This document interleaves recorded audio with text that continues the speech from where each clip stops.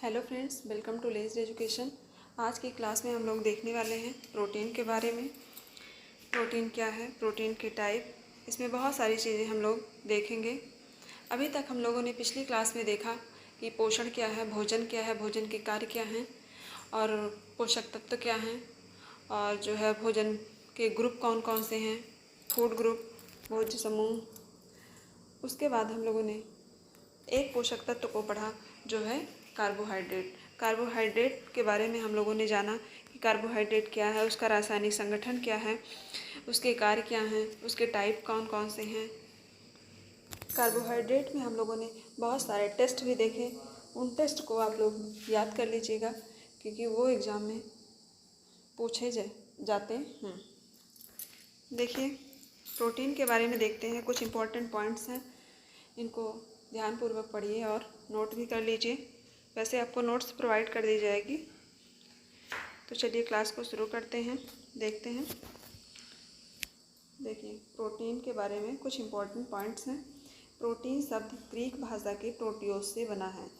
Protein शब्द Greek भाषा के ग्रीक भाषा के किससे, प्रोटियोस से बना है, जिसका अर्थ होता है क्या, प्राइम।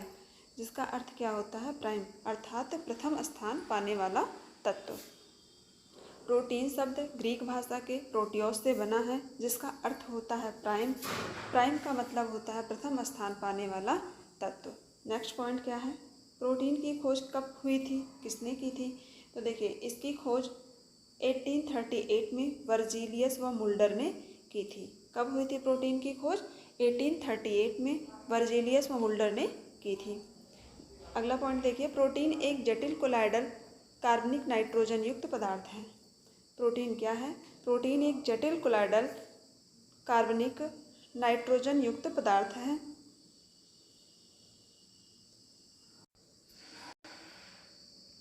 आगे देखते हैं नेक्स्ट पॉइंट क्या है। नेक्स्ट पॉइंट में देखिए, यह मुख्यतः कार्बन, हाइड्रोजन, नाइट्रोजन और ऑक्सीजन का मिश्रण है।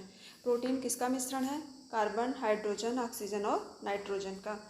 प्रोटीन में औसतन 16% नाइट्रोजन की उपस्थिति होती है। प्रोटीन में कितना परसेंट नाइट्रोजन पाया जाता है, ये क्वेश्चन बार बार पूछा जाता है कि प्रोटीन में कितना परसेंट नाइट्रोजन पाया जाता है। तो इसमें 16% नाइट्रोजन पाया जाता है। देखिए, कभी कभी पूछ लिया जाता है कि 12 से 14%, 15 से 16%, 18 से 20%। तो ये अप्रॉक्सीमेट में जो आते हैं वो 13 से 20% के अंदर आएगा। मान लीजिए ऑप्शन में 13 से 20 नहीं लिखा है, 12 से 20 लिखा है, 14 से 20 लिखा है, तो आप उसको भी लगा सकते हैं।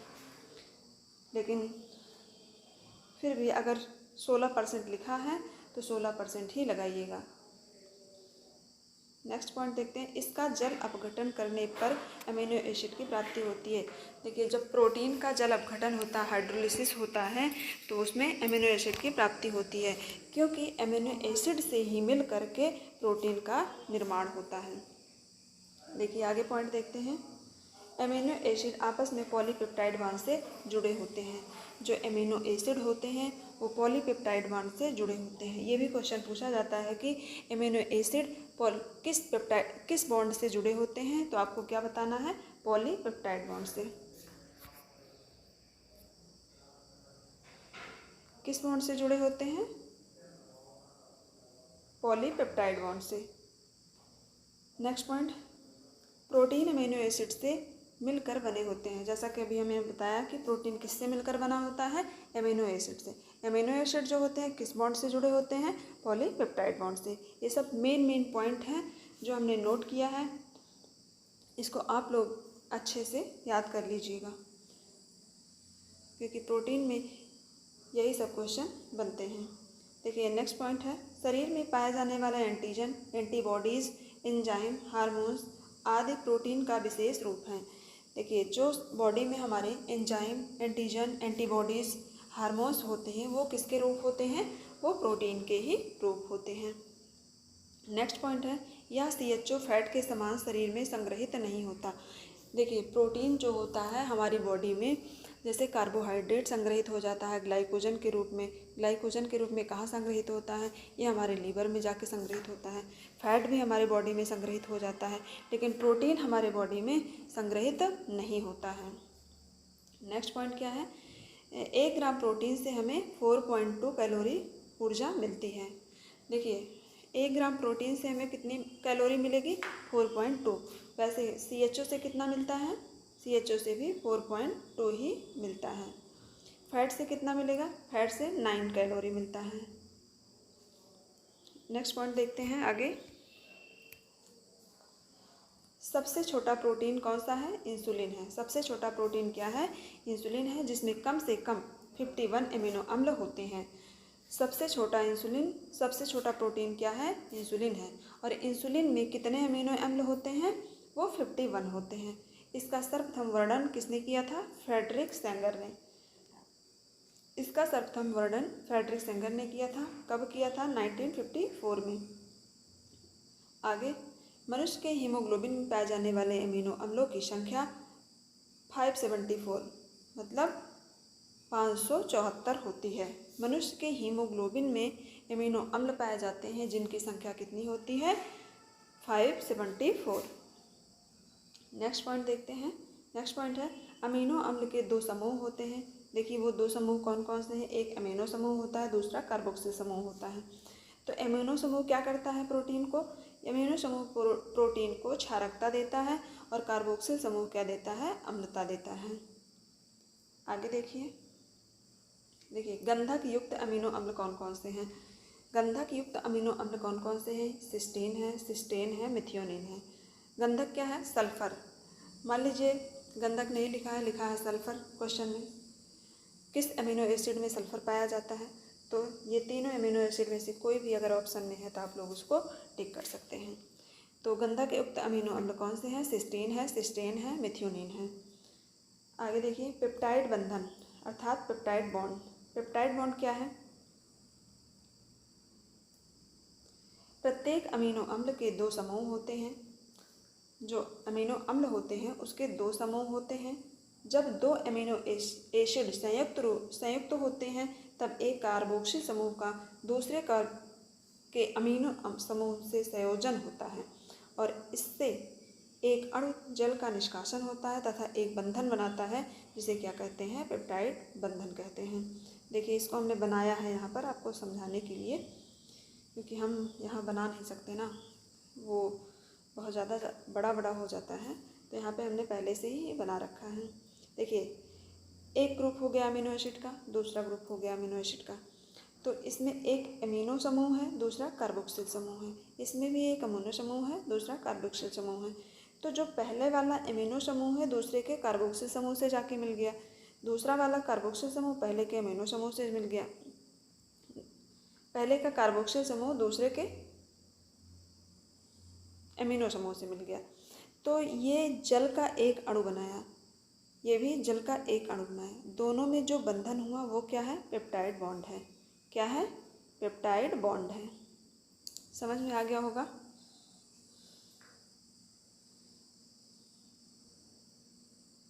चलिए आगे देखिए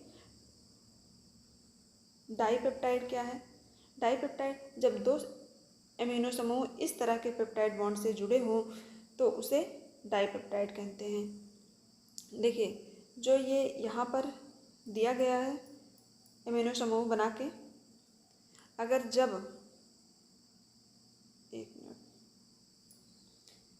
देखिए जब 2 अमीनो समूह इस तरह के पेप्टाइड बंधन से जुड़े हुए हों तो उसे डाइपेप्टाइड कहते हैं। जैसे ये बना है ऐसे 2 अमीनो समूह इससे जुड़ जाते हैं तो वो डाइपेप्टाइड कहलाएगा। ट्राइपेप्टाइड देखिए, ट्राइपेप्टाइड क्या है? जब 3 अमीनो समूह इस तरह के डाइपेप्टाइड बंधन से रहते हैं तो उसे ट्राइपेप्टाइड कहते हैं। आगे देखिए पॉलीपेप्टाइड क्या है? पॉलीपेप्टाइड वो है जब 3 से ज़्यादा अमीनो समूह इस तरह के पेप्टाइड बंधन में जुड़े रहते हैं तो उसे पॉलीपेप्टाइड कहते हैं। प्रोटीन की संरचना देख लीजिए। प्रोटीन की संरचना प्राथमिक संरचना, द्वितीयक संरचना, तृतीयक संरचना। प्राथमिक संरचना अमीनो अम्ल की रेखीय व्यवस्था होती है। प्राथमिक संरचना में क्या होता है? अमीनो अम्ल जो होता है वो लीनियर फॉर्म में होता है। रेखीय व्यवस्था होती है और द्वितीयक संरचना में एमिनो अम्ल की कुंडलित व्यवस्था होती है। ये क्या होता है? इसमें कुंडलित व्यवस्था होती है। बाल, ऊन, रेशेदार पदार्थ, ये सब इसके एग्जाम्पल हैं। तीसरा क्या है? तृतीय संरचना में कुंडलित या वलित संरचना होती है। इसमें कुंडलित या वलित संरचना होती है। चतुष्क संरचना क्या है? कई तृतीय संरचना युक्त प्रोटीन के बहुलकीकरण से यह बनता है। ये खास इम्पोर्टेंट नहीं है, लेकिन देख लीजिए ऐसे ऊपर ऊपर। आगे देखते हैं, यहाँ से इम्पोर्टेंट है। शरीर में विभिन्न प्रोटीन के निर्माण के लिए लगभग 20 प्रकार के एमिनो एसिड की आवश्यकता होती है। शरीर में विभिन्न प्रोटीन के निर्माण के लिए लगभग कितने प्रकार के एमिनो एसिड की आवश्यकता होती है? तो 20 प्रकार के एमिनो एसिड की आवश्यकता होती है। इनमें से 10 एमिनो एसिड शरीर में स्वयं बन जाते हैं।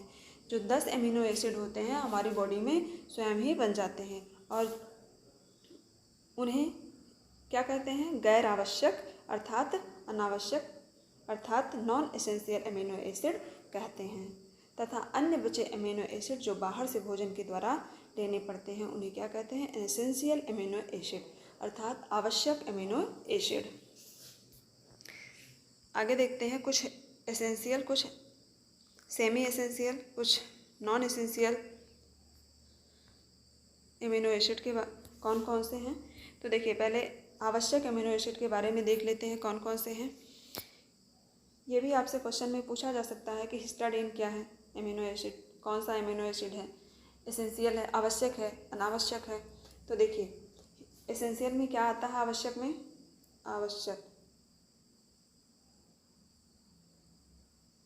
आवश्यक amino acid histidine, isoleucine, leucine, methionine, lysine, threonine, phenylalanine, tryptophan, valine, ऑर्जिनिन।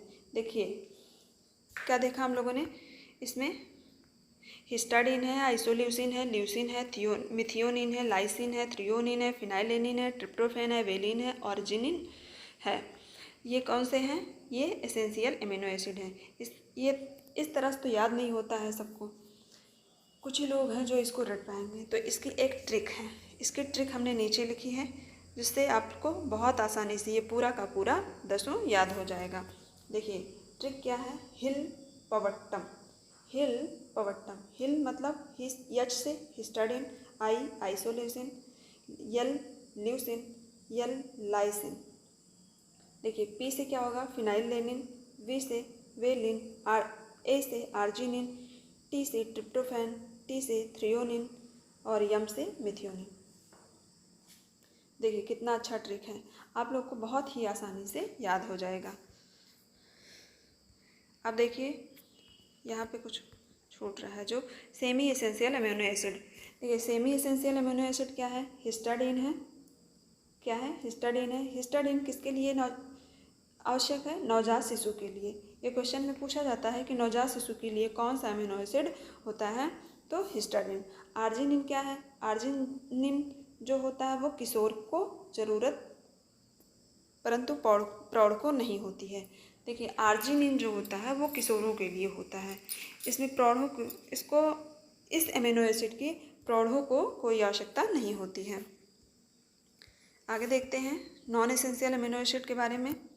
Non essential amino acid, अनावश्यक अमीनो एसिड कौन कौन से हैं? एलानिन है, एस्पारेटेट है, सिस्टीन है, ग्लूटामेट है, ग्लाइसिन है, ग्लूटामाइन है। आगे देखिए कौन कौन सा है? प्रोलीन है, सेरीन है, टायरोसिन है, स्पार्जिन है। ये 10 हो गए अनावश्यक अमीनो एसिड। देखिए इसकी भी एक ट्रिक बनी है, इसको भी आप लोग बहुत ही आसानी से याद कर लेंगे। देखिए ट्रिक क्या है? Pasta 3GC। Pasta 3GC। देखिए थोड़ा सा यहाँ पे गलत हो गया था तो उसको सही किया गया है, तो क्लियर नहीं हो पा रहा है, लेकिन आप यहाँ से आप लोग इसको अच्छे से देख सकते हैं। देखिए पी से प्रोलीन, ए से एलानिन, ए से स्पार्जिन, एस से सिस्टीन, टी से टायरोसिन। आगे देखिए हो गया ए से स्पारेट, क्या हो गया? पास्ता, पूरा खत्म। 3GC मतलब 3 बार जी लिखिए। ग्लूटामेट, ग्लूटामाइन, ग्लाइसिन, उसके बाद सी सेरीन। देखिए कितना आसानी से ख़त्म हो गया पूरा। Pasta 3GC। अब इसको आपको रटने में कोई दिक्कत नहीं होगी, बहुत ही आसानी से आप लोग याद कर लेंगे। तो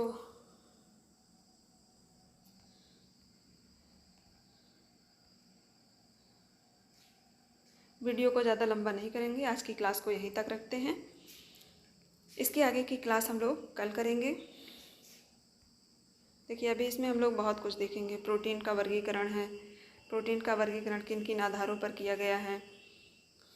उसके बाद है प्रोटीन का जैविक मूल्य, NPU, शरीर में नाइट्रोजन की स्थिति क्या है। बहुत सारी चीज़ें यहाँ पर देखने को मिलेंगी आपको। तो क्लास को करते रहिए, अपनी तैयारी को जारी रखिए। मिलते हैं नेक्स्ट वीडियो में। Thank you.